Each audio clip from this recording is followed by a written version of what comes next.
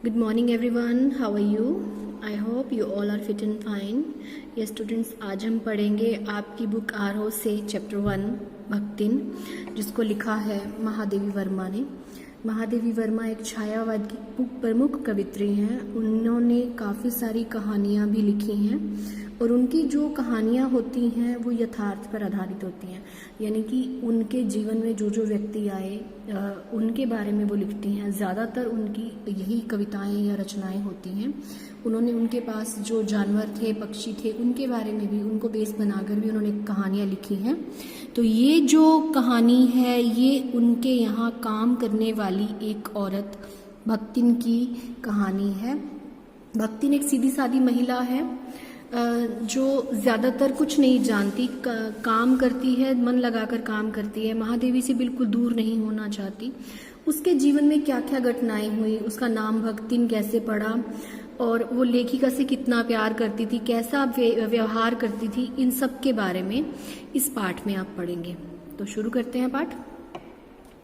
छोटे कद की और दुबले शरीर वाली भक्तिन अपने पतले होठों के कोनों में दृढ़ संकल्प और छोटी आंखों में एक विचित्र समझदारी लेकर जिस दिन पहले पहल मेरे पास आ उपस्थित हुई थी, अब ये मेरे यानी लेखिका अपने बारे में बोल रही है, तब से आज तक एक युग का समय बीत चुका है। पर जब कोई जिज्ञासु उससे इस संबंध में प्रश्न कर बैठता है तब वे पलकों को आधी पुतलियों तक गिराकर चिंतन की मुद्रा में ठुड्डी को कुछ ऊपर उठाकर विश्वास भरे कंठ से उत्तर देती है, तुम पचे का बताई, यह 50 बरिस से संग्रहित है। यानी वो बताती है कि तुम्हें हम क्या क्या बताएं, 50 वर्ष से हम साथ साथ हैं। इस हिसाब से मैं 75 की ठहरती हूँ और वो 100 वर्ष की आयु भी पार कर जाती है। अब ये बता रही है कि इतनी मतलब सीधी सादी है कि कितना समय हो गया उसे ये भी याद नहीं। वो कहती 50 साल हो गए हैं हमें रहते हुए इकट्ठे। इसका भक्तिन को पता नहीं, पता हो भी तो भी संभवतः वे मेरे साथ बीते हुए समय में रत्ती भर भी कम ना करना चाहेगी। मुझे तो विश्वास होता जा रहा है कि कुछ वर्ष और बीत जाने पर वह मेरे साथ रहने के समय को खींचकर 100 वर्ष तक पहुंचा देगी, चाहे उसके हिसाब से मुझे 150 वर्गीय संभव आयु भी भार क्यों न ढोना पड़े। यानी अब ये लेखिका हंसते हुए कहती है, मजाक बनाते हुए कहती है कि थोड़ा समय और बीत जाने पर वो कहेगी कि हमें तो साथ रहते हुए 100 साल हो गए हैं। सेवक धर्म में हनुमान जी से स्पर्धा करने वाली भक्तिन किसी अंजना की पुत्री न होकर एक अनाम घन्या गोपालिका की कन्या है। यानी एक गोप की है, यानी दूध बेचने वाले की बेटी है। और इसकी तुलना वो एक हनुमान जी से करती है सेवक धर्म में, क्योंकि वो बहुत अच्छी सेविका है। महादेवी वर्मा उसकी तुलना हनुमान जी से करती है। नाम है लक्ष्मिन अर्थात लक्ष्मी, पर जैसे मेरे नाम की विशालता मेरे लिए दुर्वह है। अब महादेवी अपने नाम के बारे में बताती कि मेरा नाम महादेवी है तो उसकी विशालता बहुत है, लेकिन मैं उसको पार नहीं कर सकती। वैसे सभी को अपने अपने नाम का विरोधाभास लेकर जीना पड़ता है। विरोधाभास का मतलब क्या है कि नाम के अनुरूप जरूरी नहीं है कि सभी नाम के अनुरूप हो। केवल जब नौकरी की खोज में आई थी तब ईमानदारी का परिचय देने के लिए उसने शेष इतिवृत्त के साथ ये भी बता दिया, पर इस प्रार्थना के साथ कि मैं अपना नाम कभी इस नाम का उपयोग ना करूं। यानी उसने नाम बताया जरूर था कि उसका नाम लक्ष्मी या लक्ष्मी है, लेकिन उसने ये प्रार्थना की थी कि इस नाम का प्रयोग मैं कभी ना करूं। उपनाम रखने की प्रतिभा होती तो मैं सबसे पहले उसका प्रयोग अपने ऊपर करती। इस तथ्य को वह देहातिन क्या जाने। इसी से जब मैंने कंठी माला देखकर उसका नया नामकरण किया, यानी उसने गले में कंठी माला डाली हुई थी, तब वे भक्तिन जैसे कवित्वहीन नाम को पाकर भी गदगद हो गई, खुश हो गई वो इस नाम को सुनकर। भक्तिन के जीवन का इतिवृत्त बिना जाने हुए उसके स्वभाव को पूर्णतः क्या अंशतः समझना भी कठिन होगा। मतलब उसके स्वभाव को पूर्ण रूप से तो कोई नहीं समझ सकता, अंशतः यानी थोड़ा सा भी समझना बहुत मुश्किल है। वह ऐतिहासिक झूंसी में गांव प्रसिद्ध एक अहीर सूरमा की इकलौती बेटी नहीं, विमाता की किवंदती बन जाने वाली ममता की छाया में भी पली है। यानी उसकी सौतेली माँ थी, माँ उसकी मर चुकी थी, और सौतेली माँ विमाता यानी सौतेली माँ।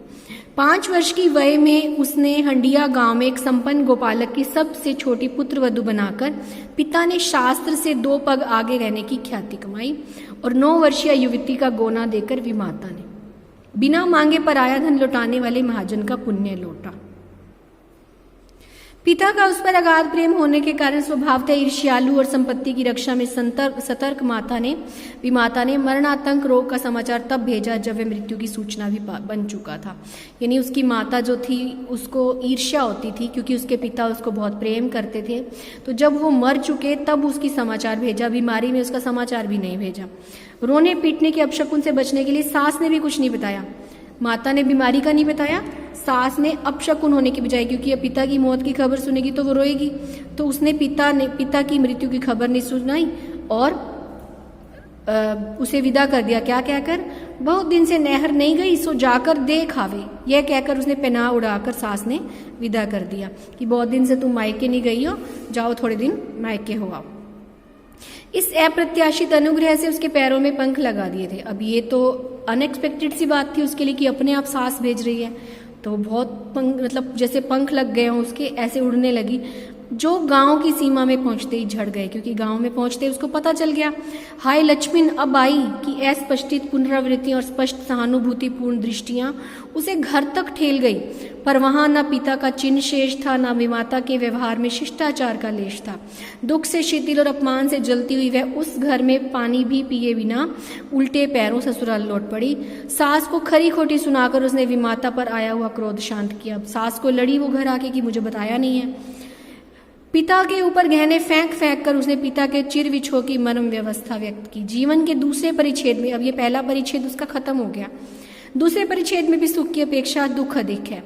जब उसने गेहूं रंग और बटिया जैसे मुख वाली पहली कन्या के 2 संस्करण और कर डाले और सास और जेठानियों ने ओट बिचकाकर उपेक्षा की।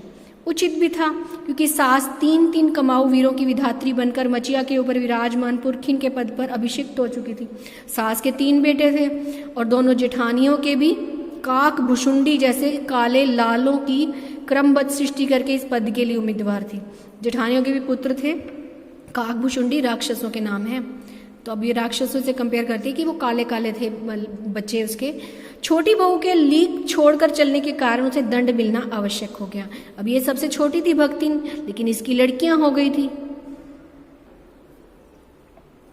जिठानियां बैठकर लोक चर्चा करती और उसके कलूटे लड़के धूल उड़ाते। वह मट्ठा फेरती, कूटती, पीसती, रांधती और उसकी नन्ही लड़कियां गोबर उठाती, कंडे पाती, यानी घर का सारा काम वो और उसकी लड़कियां करती थी।